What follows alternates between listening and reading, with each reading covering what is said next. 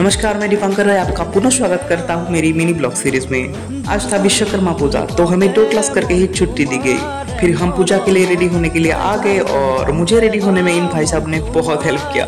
वो लोग कहते हैं ना, रूममेट ही रूममेट के काम आते हैं। इस बात को समय समय पर मेरे दोनों रूममेट ने बराबर साबित करके आए हैं। जोक से अपार्ट। फिर फाइनल फिट चेक करके हम सब निकल पड़े पूजा के लिए।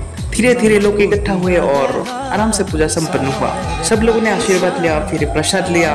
मेडिकल फील्ड में जितना ज्ञान और विद्या की जरूरत होती है, उतनी ही अस्त्र शस्त्र और मशीनों की जरूरत होती है। सुई लगाने वाली नीडल से लेके ऑक्सीजन सिलेंडर तक सभी चीजों में कारीगरी की भरपूर निदर्शन मिलता है। तो इसलिए मेडिकल फील्ड में माँ सरस्वती और देव विश्वकर्मा जी दोनों की बराबर पूजा की जाती है।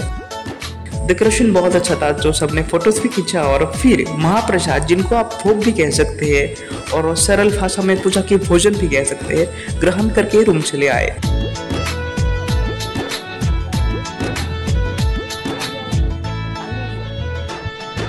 नोई पोरिया बातेरे लिहिरी खोजे, তুমি অহা চাই ভাল পাও।